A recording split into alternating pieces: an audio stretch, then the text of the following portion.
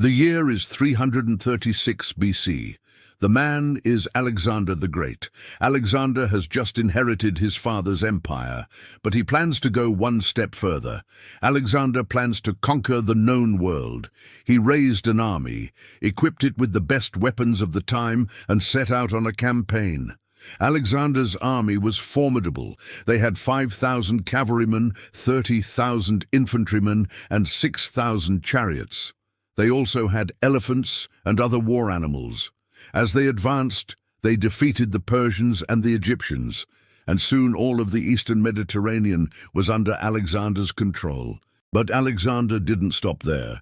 He continued his campaign into India, defeating King Porus in the Battle of the Hydaspes River.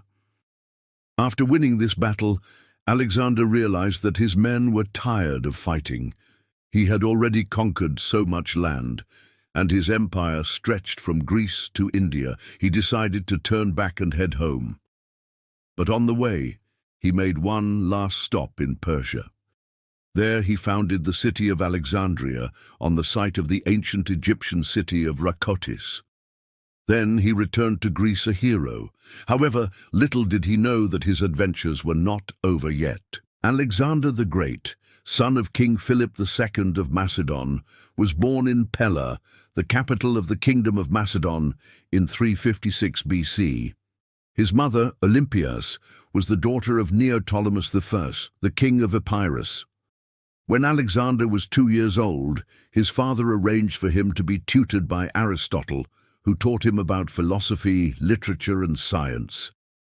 After finishing his education, Alexander took over his father's kingdom and expanded it into a huge empire. While most people believe that Alexander the Great was perfect, he wasn't. Alexander the Great was a brilliant military strategist, but he had some flaws.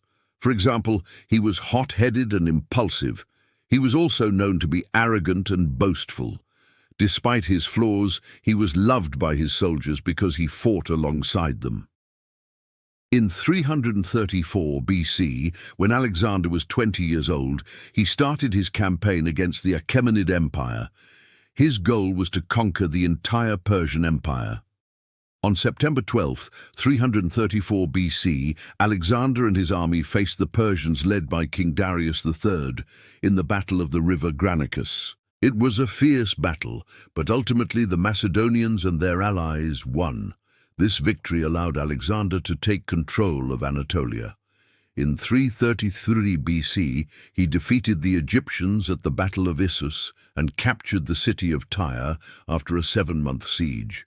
By 331 BC, he had defeated the Persians again at the Battle of Gaugamela.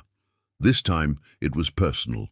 Darius III left the battlefield and fled for his life. Alexander pursued him relentlessly and finally caught up with him near the city of Persepolis, where he executed Darius' wife and children. Finally, Darius was captured and killed. With the death of Darius III, the Achaemenid Empire collapsed. After conquering Persia, Alexander headed east towards India. On the way, he founded many cities, including Alexandria in Egypt and Mesopotamia. He also had a son with his wife Roxana, who was the daughter of King Oxyates of Bactria. But Alexander's adventures in India were cut short when his men refused to march any further. They wanted to return home. So Alexander turned back and headed towards Babylon. Along the way, he stopped in Susa and put his wife Parysatis in charge of the city, while he went to see his friend, King Porus. But Alexander never made it to see his friend. Instead, he fell ill and died in Babylon on June 10, 323 BC. He had only been 32 years old. Alexander's empire was divided among his friends and family. His half-brother, Ptolemy I, became the ruler of Egypt. His other half-brother, Seleucus I, became the ruler of the Seleucid Empire. And his friend, Anicetus I, became the ruler of the Anatolian satrapies. After Alexander's death, his body was taken to Alexandria in Egypt, where it was put on display. Later, it was moved to a tomb near the city, but the location of the tomb was kept secret to protect it from grave robbers. In 1977, a joint American-French team of archaeologists discovered the tomb near the city of Alexandria. Inside the tomb, they found a golden mask that was probably used to cover Alexander's face. They also found a marble sarcophagus that may have held his body. The discovery of Alexander's tomb was a major archaeological find. It gave us a lot of information about how Alexander looked and how he was buried.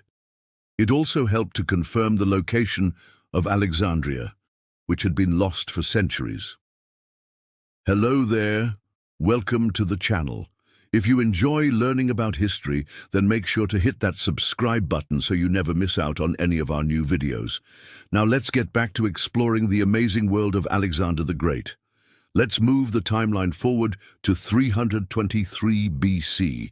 This is the beginning of Alexander's campaign in India. Alexander's army had been marching through Persia for months, and they were exhausted. Many of them had never seen such a large body of water before, and they were amazed by its size.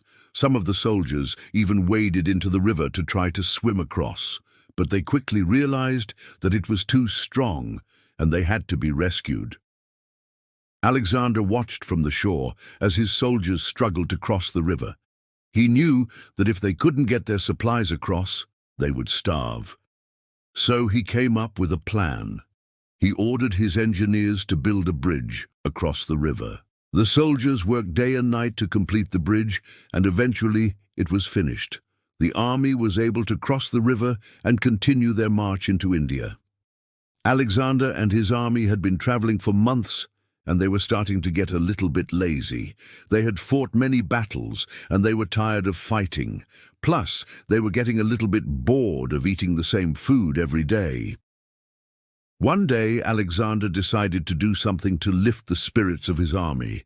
He organized a feast and invited all of his soldiers. He had heard that Indian cuisine was some of the best in the world, and he wanted to try it for himself.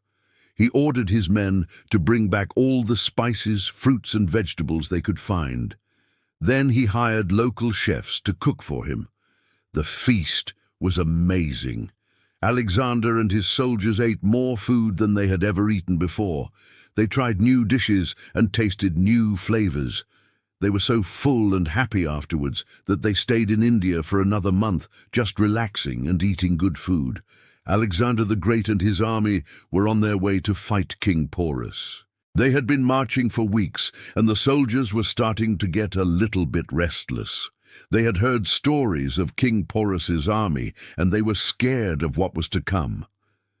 Alexander knew that his soldiers needed a boost, so he decided to do something to lift their spirits. He organized a competition and offered prizes to the best fighters.